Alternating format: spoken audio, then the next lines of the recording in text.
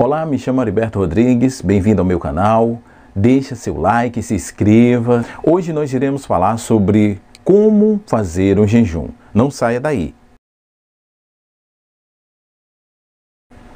Então, o jejum é a abstinência total ou parcial de alimentos por um período definido e propósito específico. Não há regras fixas na Bíblia sobre quando e qual tipo de jejum praticar. Isso é algo muito pessoal.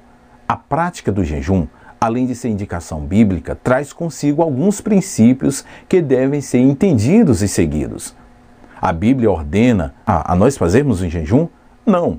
O Antigo Testamento, na lei de Moisés, os judeus tinham um único dia de jejuar, que também ficou conhecido como o dia do jejum, o qual Paulo se referiu como um jejum. Mas em todo o Antigo Testamento não há uma ordem acerca de jejuarmos. Contudo, apesar de haver um imperativo acerca dessa prática, a Bíblia está cheia de menções e instruções sobre o jejum. Em Mateus 6, 16 a 18, embora Jesus não esteja mandando jejuar, suas palavras revelam que ele esperava de nós essa prática, onde ele nos instrui até na motivação correta que se deve jejuar. E quando disse que o Pai o recompensaria, a atitude correta do jejum nos mostrou que tão prática produz resultados grandiosos. Embora o próprio Senhor Jesus tenha jejuado 40 dias e 40 noites no deserto, devemos reconhecer que ele e seus discípulos não observaram o jejum dos judeus em seus dias, exceto no dia da expiação. Era costume dos fariseus jejuar 2 dias por semana, mas Jesus e seus discípulos não faziam.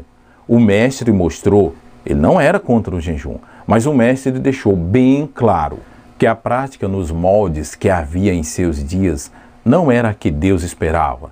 A motivação estava errada. As pessoas jejuavam para provar sua religiosidade e espiritualidade, que Jesus ensinou a fazer em secreto. O jejum pode ser uma prática vazia, se não for feita de maneira correta. Isso acontece nos dias do Antigo Testamento, quando o povo começou a indagar por que jejuamos nós e não atentarem para isto, porque afligimos a nossa alma e tu não leva em conta. A resposta de Deus foi exatamente que estava jejuando de maneira errada. O propósito do jejum é não tornar Deus mais bondoso e nem misericordioso para conosco. O jejum está ligado diretamente à nossa alma, a nós mesmos, a nossa necessidade de romper com as barreiras e limitações da carne. O jejum deixa o nosso espírito atento, pois mortifica a carne, a nossa natureza pecaminosa e aflige a nossa alma. Jesus nos deixou um ensino precioso acerca disso. Quando falava sobre o jejum, ninguém coloca vinho novo em odres velho. Do contrário, o vinho rompe os odres, e tanto se perde o vinho como o odre. Mas se põe vinho novo em odres novos. O odre era um recipiente feito com peles de animais, que com o passar do tempo ele envelhecia e ressecava. O vinho era o suco extraído da uva e fermentava naturalmente dentro do odre. O melhor recipiente era o odre novo. Com essa ilustração, Jesus estava nos ensinando que o vinho novo que ele traria, que é o Espírito Santo, deveria ser colocado em odres novos, ou seja, o nosso corpo. A Bíblia está dizendo que o jejum tem poder de renovar o nosso corpo e as Escrituras ensinam que a carne luta contra o Espírito. A melhor maneira de receber o vinho, que é o Espírito Santo, dentro de um processo de mortificação da carne. O propósito primordial do jejum é mortificar a carne e que nos fará mais um seletivo ao Espírito Santo. Quando jejuamos, não devemos achar que só o jejum é suficiente. Devemos orar, mas as suas orações fluem quando você pratica o jejum, porque através dessa prática estamos fortalecendo o nosso espírito na disputa e a batalha contra a carne. Por isso algumas coisas acontecem no mundo espiritual.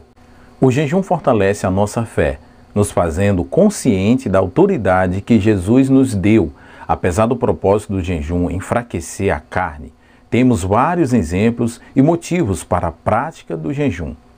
Existem algumas formas de jejuar parcial, que normalmente é praticado em períodos maiores, quando uma pessoa não tem condições de se obter de alguns tipos de alimentos por causa do trabalho.